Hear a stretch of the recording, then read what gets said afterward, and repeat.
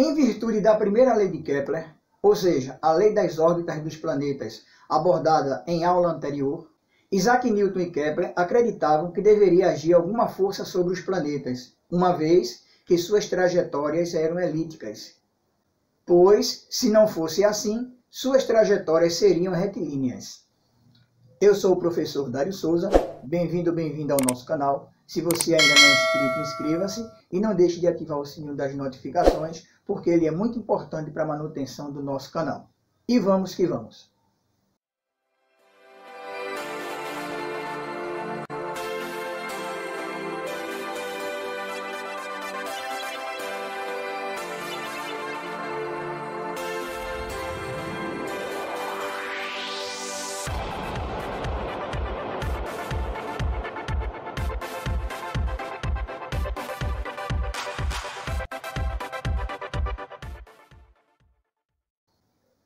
Newton supôs que essa força exercida sobre os planetas estaria orientada para um ponto fixo central na direção do Sol, e esta força seria semelhante à força que atrai os objetos próximos à superfície da Terra.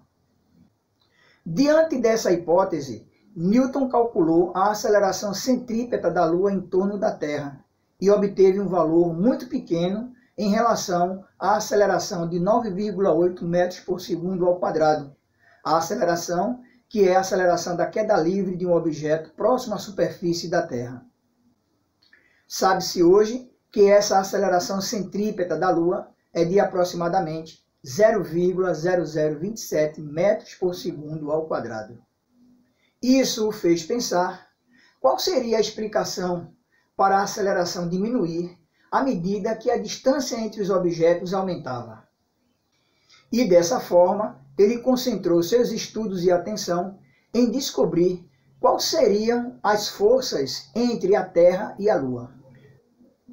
Com uma associação dos questionamentos feitos por Newton em relação à terceira lei de Kepler, ou seja, a lei dos períodos, originou-se o sucesso de sua formulação, onde ele concluiu que dos corpos se atraem mutuamente com uma força gravitacional, cuja intensidade é diretamente proporcional ao produto de suas massas e inversamente proporcional ao quadrado da distância entre eles.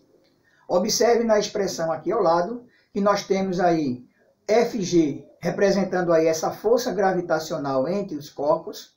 Nós temos M maiúsculo e M minúsculo representando as massas dos corpos, a massa do corpo maior e a massa do corpo menor.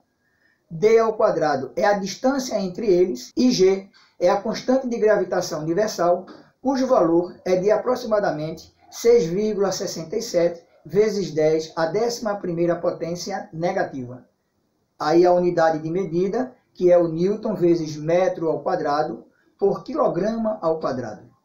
E devido ao sucesso de sua descoberta, essa expressão foi denominada de Lei da Gravitação Universal.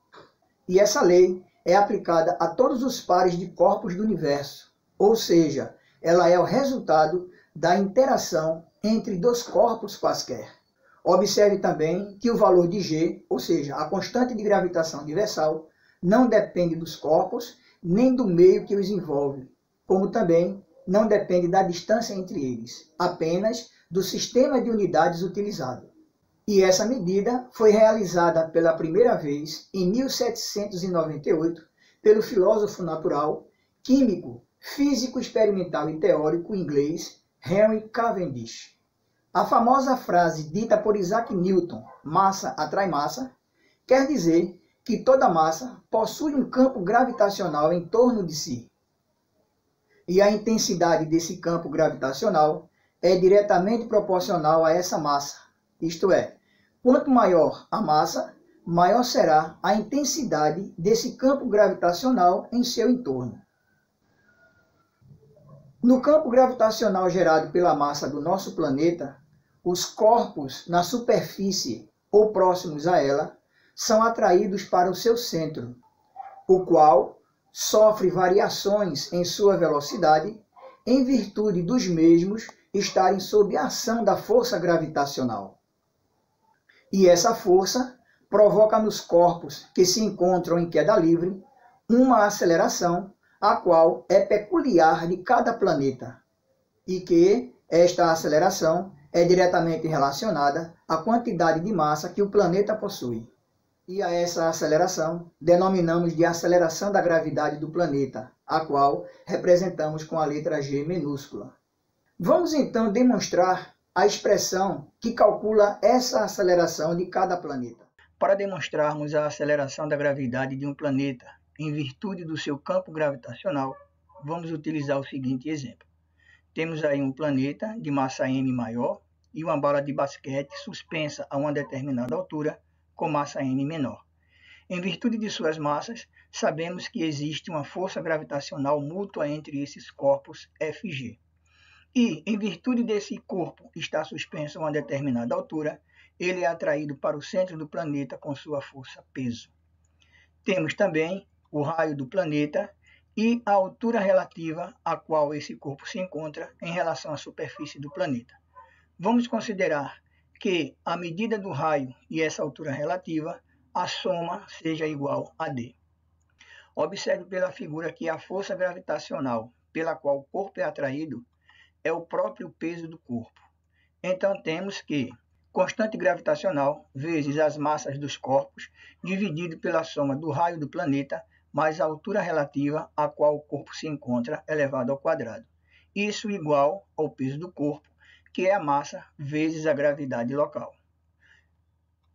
Simplificando aí as massas do corpo, temos que a aceleração da gravidade é igual a g, que multiplica m, a massa do planeta, dividido por r mais h ao quadrado. Essa é a expressão da aceleração da gravidade de um determinado planeta. Então, com essa expressão, podemos concluir que a aceleração da gravidade de um planeta só depende de sua massa e da medida de seu raio médio. Quanto mais distante um corpo se encontra de um planeta, menor será a ação da aceleração da gravidade sobre esse corpo. E quando o corpo se encontrar na superfície do planeta, ou seja, essa distância ou essa altura for igual a zero, teremos a expressão aqui ao lado para determinar o valor dessa aceleração da gravidade sobre este determinado corpo. Diante desses conceitos e a apresentação dessas expressões, vamos fazer algumas aplicações para fixar o conteúdo. Para fixarmos os conteúdos desta videoaula, vamos resolver algumas questões referentes às leis de Kepler e à lei da gravitação universal.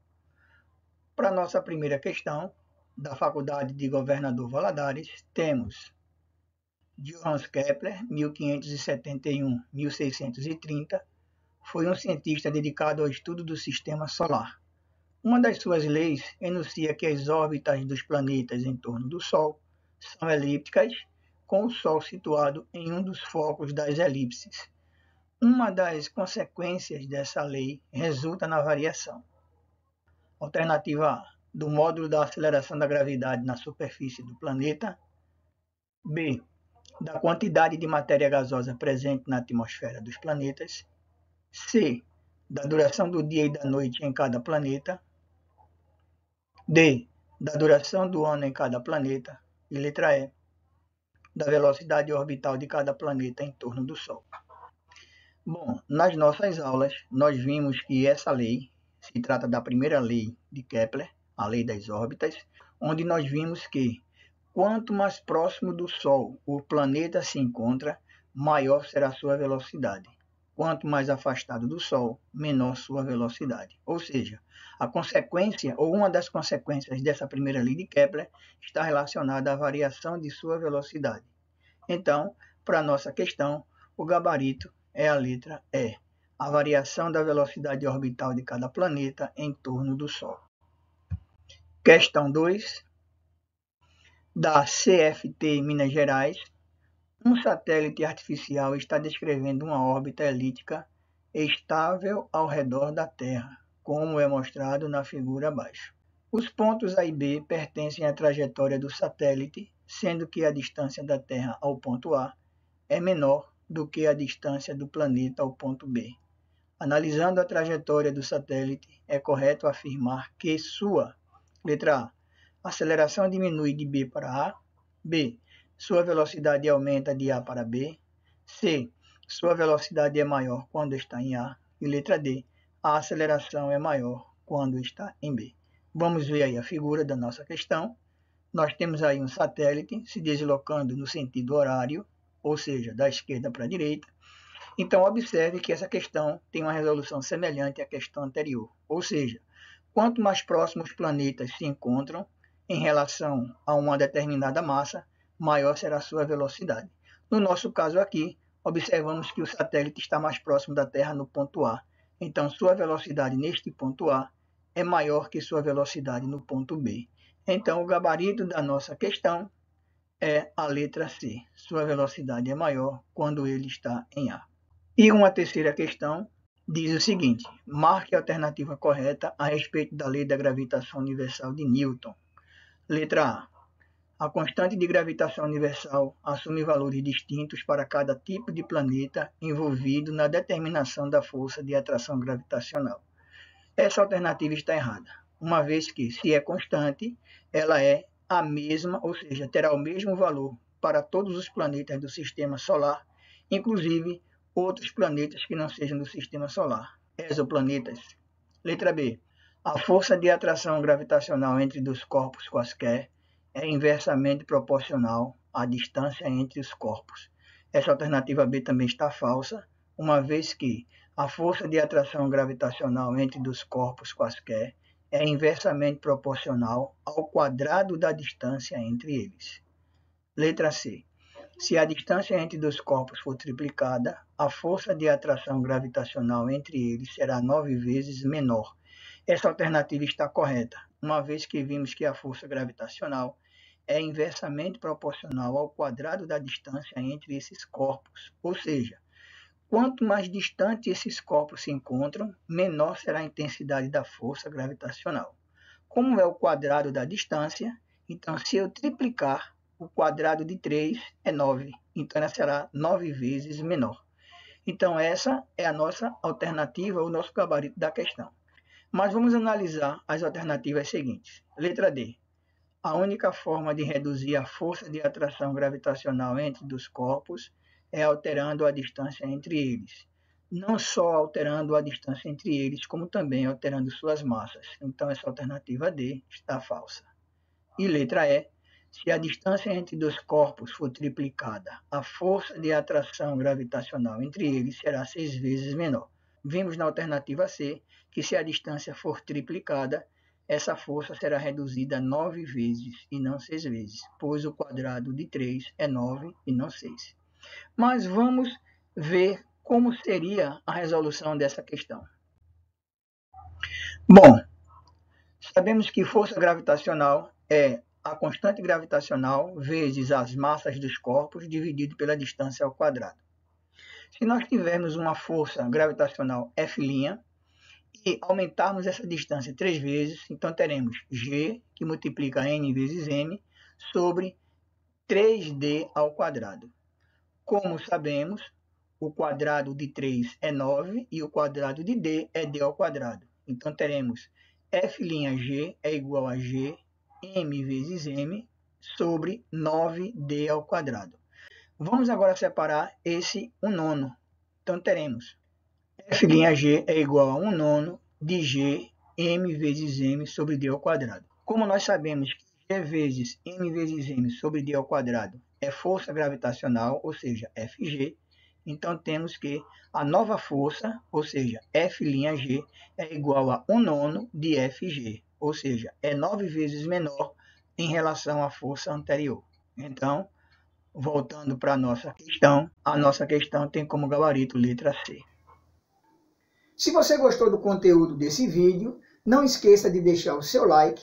Se você ainda não é inscrito, aproveite e faça a sua inscrição. Se você tem alguma dúvida, faça seus comentários aqui embaixo. Compartilhe também esse vídeo com seus amigos nas redes sociais. Por hoje ficamos por aqui. Um grande abraço e até a próxima.